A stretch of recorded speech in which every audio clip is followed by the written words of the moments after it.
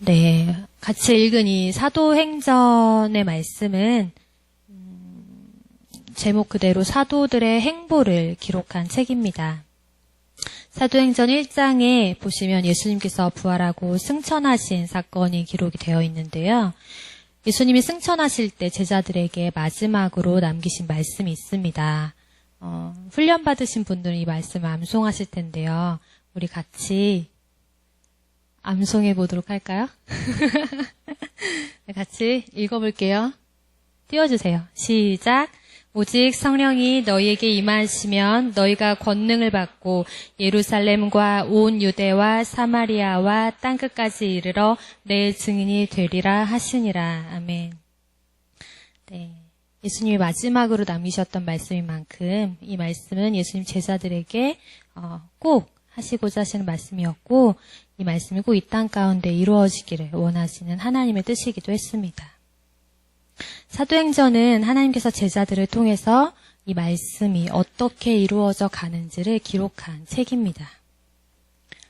또 사도행전의 이 행보를 이어서 오늘날에 이르기까지 땅끝까지 복음이 전파되기를 바라시는 하나님의 뜻이 오늘 이 순간에도 이루어지고 있는 줄로 믿습니다.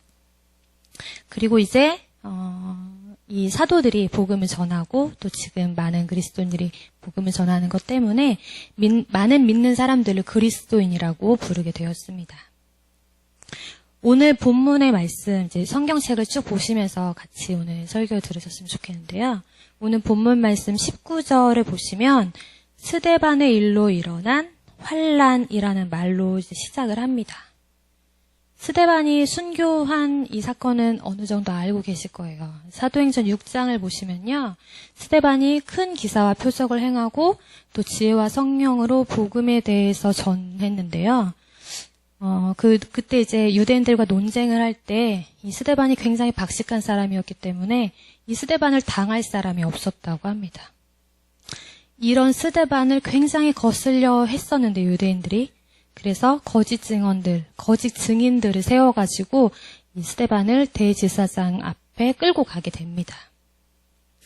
그 거짓 증인들이 한 말은 이제 하나님을 모독했다, 이런 이유들로 이제 대제사장 앞에 서게 만들었는데요. 그때 스데반이 이제 자신을 변증하면서 했던 그 연설을 듣고 유대인들이 마음에 찔려 했다고 했어요. 그런데 결국은 이 사람들이 마음에 찔렸지만 이 스데반은 성 밖으로 끌고 가서 돌로 쳐서 죽이게 됩니다. 이제 이렇게 유대인들, 특히 대제사장이라든지 바리새인이라든지 이런 사람들의 생각과 마음을 굉장히 거슬리게 했던 이 스데반의 어떤 그 변론과 또 이 사람이 이렇게 순교를 죽게 된 이 사건 때문에 예루살렘 교회가 큰 박해를 겪게 되는 겁니다. 오늘 19절 말씀에 있는 이 환란은 이런 배경을 가지고 시작된 예루살렘 교회의 환란이었던 거예요. 사도행전 8장 1절에서 3절 말씀을 같이 읽어보도록 하겠습니다. 시작.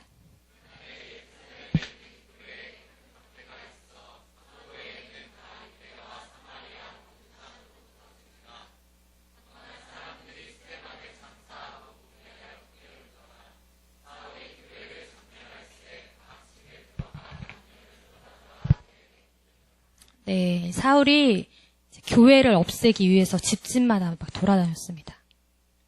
그리고 예수를 그리스도로 믿는 사람들을 찾아내가지고 이 사람들 이제 감옥에 넘겨줍니다. 올해 초였는지 작년 언제였는지 이런 비슷한 북한 선교 영화가 나왔던 것 같아요.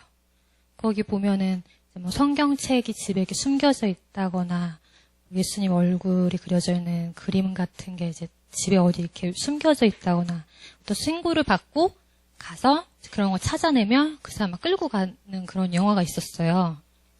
제목이 뭔지 모르겠는데 신이 보는 사람이래요. 그 영화에 보면은 그 이제 그리스도인들을 잡아갔던 그 사람들 있죠. 그 무서운 사람들. 그런 사람이 사울이었다는 거예요.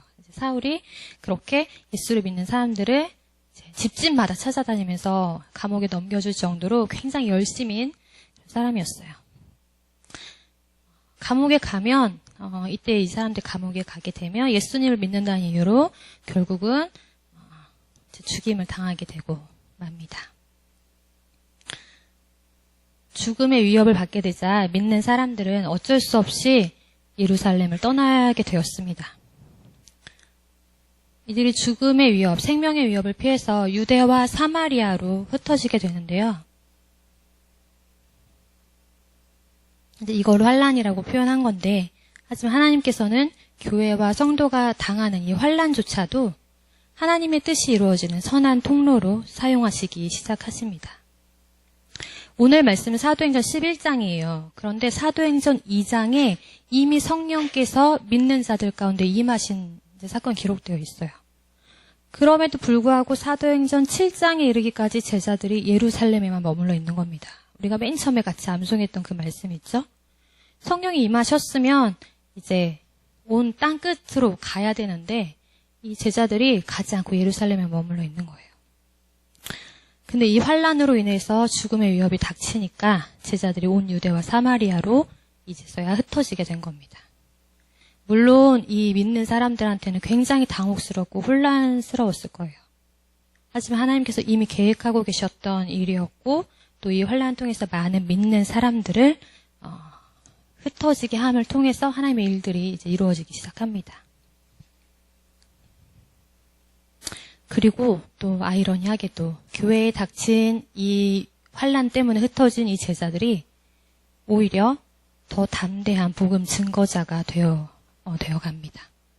생명의 위협을 당하는 고난이 오히려 성도들을 믿음 안에서 더 굳건하게 만든 것입니다.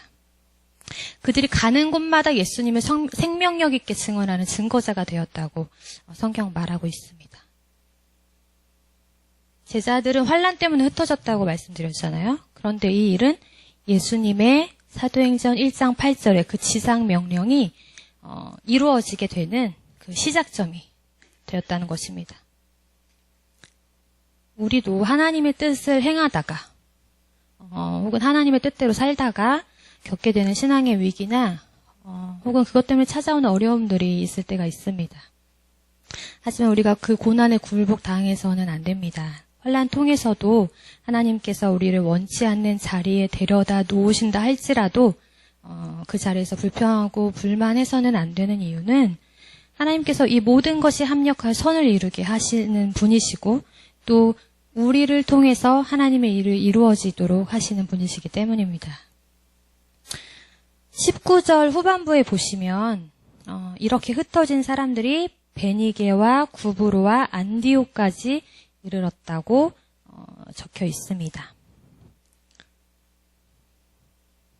지도는 안 넣었죠? 그 성경책 뒤에 보면은 지도가 있으신 분들도 있으실 거예요. 굳이 이렇게 찾아보셔도 좋고 혹시 없으시면 그냥 제가 말로 설명을 해드릴게요. 이 베니게와 구브로와 안디옥은 어디냐면 그 이스라엘 길쭉하게 있잖아요. 왼쪽에 바다가 있는데 그 바다를 따라서 해안선 따라서 왼편으로 이렇게 순서대로 있는 거예요. 베니게가 있고 그 위에 안디옥이 있고 구브로는 그 옆에 섬이에요. 네, 이렇게 있습니다. 여기는 뭐 그렇게 중요한 건 아닌데 그래도 좀 그렇게 멀지 않다. 이스라엘이랑 그렇게 멀지 않다는 걸 말씀드리고 싶어서 지도를 좀 봤어요. 여기는 이스라엘 영토 밖에 있는 비교적 가까운 이방 지역이었어요. 왜냐하면 이제 이 제자들이 이제 도망가기 시작한 거잖아요. 이제 막 흩어지기 시작한 거라 아직은 그렇게 먼 지역은 아니었어요. 하지만 먼 지역은 아닌데 문화적으로는 헬라 문화권인 지역이었어요. 그래서 본토 유대인들한테는 아주 낯설고 이질적인 곳이었어요. 가면 우리가 단기 선교 가보신 분도 알겠지만 뭐 태국이나 네팔이나 이런 데 가면 굉장히 우상들이 많이 있잖아요. 그런 이제 분위기가 펼쳐지는 거예요. 그래서 굉장히 이질적인 곳이었는데 그래서 본문 19절 말씀에 보면 맨 뒷부분에 이들이 안디옥까지 갔는데 유대인한테만 말씀을 전했어요. 그러니까 이 복음 전파의 사명을 계속해서 감당하기는 했는데 유대인한테만 예수의 복음의 말씀 전한 거예요. 그런데 그 다음 절 20절 말씀 보시면 그중에 구브로와 구레네 출신 몇 사람이 안디옥에서 헬라인한테도 주 예수를 전했다고 적혀 있어요. 아까 찾아봤죠? 구브로가 아까 있었죠. 섬. 구레네는 어디냐면 이스라엘이 있으면 여러분 입장에서는 이쪽에 여기가 애굽, 이디오피아 있는 이쪽이에요. 이쪽에 구레네예요. 그러니까 아무튼 이스라엘 본토 토박이들이 아니라는 거예요. 외국에서 나고 자란 출신들이라는 거예요. 이 사람들 중에서도 몇 명의 사람들이 헬라인한테 복음을 전한 거예요. 왜냐하면 이 사람들은 헬라 문화권에서 자랐기 때문에 아무래도 좀 더 그 외국인들이 익숙했겠죠. 그리고 언어도 헬라어를 구사할 줄 아는 사람들이었을 테니까 좀 더 복음 전하기 더 수월했을 거예요. 아무튼 이 몇 사람이 이방인들에게 이제 예수님을 전파했는데 구브로와 구레네 출신 사람 모두가 다 이방인한테 복음을 전했다 이렇게 적혀 있는 건 아니에요. 그들 중에서도 몇 사람만이 이방인한테 예수님을 전파했다라고 써 있어요. 이건 구브로나 구레네 출신이라고 하더라도 여전히 유대인에게만 구원이 있다는 신앙의 고집을 내려놓지 못하는 사람들이 아직 많이 있었다는 걸 알려주는 부분이기도 합니다. 그런데 이 몇 사람이 예수님을 전하자 놀라운 구원의 역사가 펼쳐지게 됩니다. 사도행전 11장 21절 말씀 보시면 하나님께서 그들과 함께 하셨고 수많은 사람들이 믿고 주님께로 돌아왔다고 적혀 있어요. 이 21절 말씀을 통해서 우리는 이방인에게 예수님이 전해지는 것이 하나님의 뜻이라는 분명한 증거를 알게 됩니다. 또한 하나님께서 온 세계 열방이 예수님을 믿고 주님께로 돌아오기를 간절히 원하신다는 하나님의 뜻을 나타내시는 일이기도 했습니다.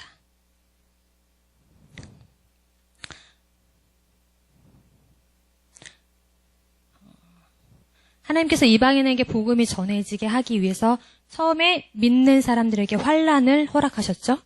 그 다음 이 사람들을 흩으셨어요. 그리고 어떤 나고 자란 출신 배경이나 그들의 언어나 열린 마음이나 이런 것들을 사용하셔서 하나님께서 이방인에게도 복음이 전해질 수 있도록 하신 겁니다. 이제 진짜로 땅끝을 향해서 복음이 전파되기 시작한 겁니다. 이때가 돼서야 우리도 이방인이잖아요. 이 성경대로 보자면 유대인이 아니니까. 오늘처럼 저와 여러분이 하나님을 예배할 수 있게 한 그 이방 선교가 바로 여기서부터 시작된 거예요. 지금 19절하고 20절하고 21절까지 본 거 아시겠어요? 22절 말씀을 보시면 이 일을 통해서 하나님께서는 예루살렘 교회가 함께 이 안디옥에 있는 성도들과 함께 동역하게 하셨는데 누구를 보내셨냐면 바나바를 보내셨어요. 오늘 본문 바로 앞절인 사도행전 11장 17절의 말씀을 함께 보시면 예루살렘 교회가 베드로를 통해서 이방인이었던 고넬료와 고넬료의 가정에 성령께서 임한 사건에 대한 보고를 듣게 돼요. 예루살렘 교회가. 그때 이 예루살렘 교회가 하나님께서 또 이방인에게도 생명을 얻는 회개를 주셨구나라고 깨닫게 돼요. 이런 일이 있고 나서 22절에 예루살렘 교회는 안디옥에서 수많은 이방인들이 예수님을 믿고 주님께로 돌아오게 되었다는 소문을 이제 듣게 된 거예요. 17절에서 하나님의 은혜가 이방인에게도 허락되었다는 사실을 깨달은 예루살렘 교회는 어떻게 이방인에게 복음이 전파되는데 우리가 함께 할 수 있을까 아마 생각하고 고민했을 거라고 생각합니다. 그런데 때마침 안디옥의 소문이 들려오고 이들은 이 안디옥까지 흩어지게 된 이 성도들과 함께 동역하려고 이제 바나바를 보낸 거예요. 예루살렘 교회에 영향력 있는 한 사람이었던 이 바나바는 원래 이름이 요셉이에요. 바나바라는 이 이름은 뭐냐면 위로와 권면의 아들이라는 뜻으로 사도들이 불렀던 어떤 별명 같은 거예요. 24절 말씀을 보시면 바나바는 착한 사람이었고 성령과 믿음이 충만한 사람이었습니다. 그리고 사도행전 4장 36절을 보시면 바나바가 구브로 출신이었어요. 그 섬, 아까 같이 봤던 그 섬 출신. 그러니까 이 사람도 헬라 문화권 사람이었던 거예요. 헬라어도 할 줄 알아요. 환란으로 인해서 멀리까지 흩어지게 됐죠, 이 성도들이. 근데 이 사람들한테 헬라 문화권 출신이기도 하면서 위로와 권면에 탁월했던 착한 성품의 바나바는 예루살렘 교회가 안디옥으로 파송할 만한, 아주 그런 딱 보낼 만한 적임자였던 거예요. 23절 말씀을 보시면 같이 한번 읽어볼까요? 시작.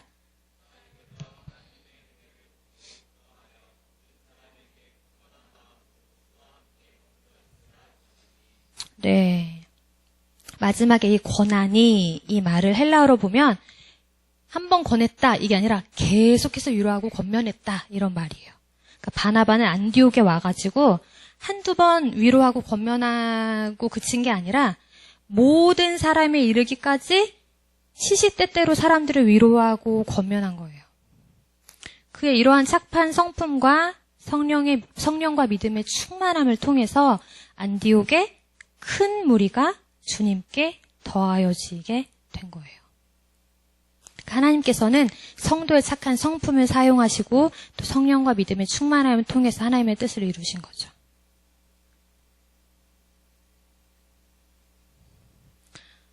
죽음의 위협을 피해서 믿는 사람들이 흩어지게 됐잖아요.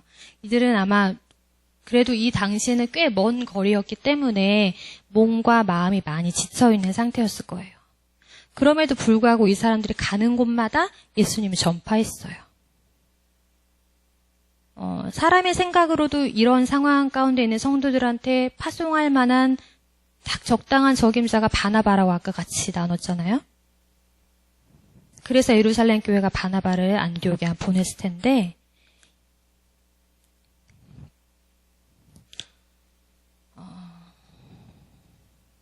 이 바나바는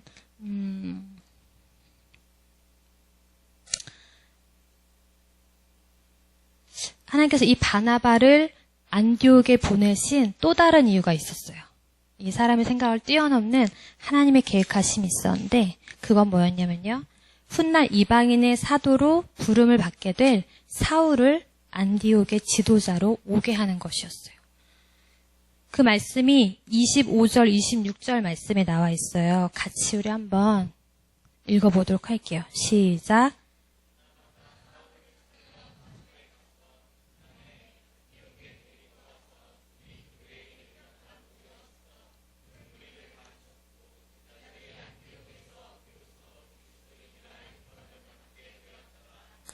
네, 바나바는 예전에도 한번 개종한 사울을 예수님께로 개종했던 이 사울을 예루살렘의 12사도들한테 소개해 준 일이 있었어요. 그리고 나중에 바나바가 사울하고 같이 사도 바울하고 같이 전도 여행을 떠났을 때 마가라는 사람이 전도 여행 도중에 이제 돌아가게 됐는데 다음번 전도 여행 갈 때 또 한 번 더 데리고 가자라고 권면했던 일도 있었어요. 이렇게 바나바는 실패한 경험이 있거나 혹은 주변 사람들에게 편견이 있는 사람이 다시 설 수 있는 기회를 주고자 하는 그런 사람이었어요. 그런 면에서 주변 사람들을 좀 환기시킬 수 있는 그런 성품의 사람이었죠. 예루살렘 교회는 처음에 19절에 환란을 당해서 안디옥까지 가게 됐다고 했어요. 이 사람들을 위로하고 권면하려고 바나바를 보낸 거였는데 하나님은 그것 말고도 사도 바울을 안디옥으로 다시 부르시기 위한 계획을 위해서도 바나바를 이곳에 보내셨던 거예요. 왜냐하면 지금 이야기했던 것처럼 바나바는 이 사울을 안디옥으로 보내기에도 딱 맞는 사람이었어요. 이 스데반의 일로 일어난 환란이 내 주동자가 사울이라고 제가 아까 말씀드렸잖아요. 사울도 이제 그런 그리스도인들을 찾아내서 감옥에 보내는 일을 했던 사람이라고 말씀드렸잖아요. 그래서 이 바나바를 통해서 사울을 안디옥에 소개하는데 아무래도 바나바는 적임자였던 거죠. 이 바나바는 다소에 있는 사울을 안디옥으로 직접 데리고 왔고 두 사람 교회에서 1년 동안 말씀을 가르치는 사역을 함께 감당했습니다. 본문 26절 말씀에 제자들이 안디옥에서 비로소 그리스도인이라 불리게 되었다고 했습니다. 이 그리스도인이라는 말은 우린 굉장히 익숙한 말이에요. 근데 이때 처음으로 사용된 말이었는데요. 이 그리스도인이라는 말은 누가 쓴 말이냐면요. 안디옥에 있는 믿지 않는 사람들이 제자들을 향해서 어떤 부르는 명칭이었어요. 아, 저 사람들 그리스도인들이야 이렇게 부르는 명칭이었어요. 그런데 제자들이 비로소 그리스도인이라고 불렸다는 이 말씀은 이방인 선교의 관점에서 아주 중요한 메시지를 담고 있었어요. 왜냐하면 제자들을 유대인이라고 부르는 게 아니라 그리스도인이라고 부르기 시작했다는 걸 알려주는 대목이기 때문이에요. 그러니까 이제 예수님의 제자가 유대인만이 아니라는 거예요. 예전에는 예수를 믿는 사람들을 그냥 유대인들이라고 부르면 됐었는데 이제는 이방인들도 많아졌기 때문에 어떤 다른 명칭이 필요했던 거예요. 이제는 많은 이방인들이 바나바와 사울의 가르침을 통해서 예수님의 제자가 되었습니다. 안디옥에서 비로소 그리스도인이라는 말이 이런 이유로 생겨나게 된 거예요. 하나님께서는 복음이 땅끝까지 전파되기를 원하십니다. 그리고 제자들이 땅끝까지 이르러서 예수님의 증인이 되기를 원하셨어요. 지금도 원하고 계세요. 즉 그리스도인들이라고 불리기 시작한 이 일이 오늘도 일어나기를 원하고 또 이 일이 땅끝까지 일어나기를 원하시는 것입니다. 하나님께서는 이런 하나님의 뜻을 이루시기 위해서 때로는 우리 믿는 우리 성도들에게 우리 그리스도인들에게 환난을 허락하시기도 합니다. 그리고 우리가 세운 우리의 계획과는 전혀 상관없는 곳으로 우리를 몰아가시기도 합니다. 그리고 하나님께서는 복음 전파를 위해서 그리고 하나님의 뜻을 이루시기 위해서 내가 정해놓은 신앙의 고집과 편견을 벗어나서 역사하십니다. 또 우리는 사울과 안디옥 교회의 이 관계를 통해서 하나님께서 우리를 괴롭게 하는 자와 우리가 함께 가기를 원하실 때가 있다는 사실도 기억해야 합니다. 사울은 처음에는 교회의 박해자였지만 예수님께서 그를 만나주셨고 이방 선교에 쓰임받는 사람이 되었잖아요. 사울과 같은 박해자를 피해서 안디옥까지 도망을 왔는데 사울이 안디옥 교회의 말씀을 전하는 지도자로 나타나게 된 거예요. 혹시 이 자리에 고난을 당하고 있으시거나 지금 아니면 사람이나 상황 때문에 낙심 가운데 처해 있는 분이 있을지도 모릅니다. 오늘 본문 말씀에 나타난 그리스도인들은 죽을지도 모르는 상황 속에서도 결코 낙심하지 않았습니다. 심지어 살던 곳에 있는 모든 것을 버려두고 떠나야만 했지만 그 분주하고 당혹스럽고 절망스러운 그 가운데에서도 자신들, 즉 그리스도인이 해야 할 일이 무엇인지를 분명히 알고 행했습니다. 그것은 복음을 전하라는 예수님의 말씀대로 사는 삶이었습니다. 저는 사임을 하게 되면서 여러분께 하나님께서 저에게 주시는 마지막 전하라고 하시는 그 말씀에 대해서 많이 묵상했었어요. 근데 결국은 예수 그리스도고 또 복음 전파고 우리가 끝까지 함께 한 목표로 달려갈 그 한 말이 예수 그리스도 그 한마디더라고요. 그 한 말이더라고요. 그래서 우리가 삶의 자리는 서로 다르겠지만 예수 그리스도가 전파되는데 우리의 정말 몸과 마음과 열정을 다해서 같이 한 마음으로 그 천국에서 다시 볼 그날까지 달려나갔으면 좋겠어요. 같이 찬양하고 함께 이것을 위해서 우리 기도했으면 좋겠는데요.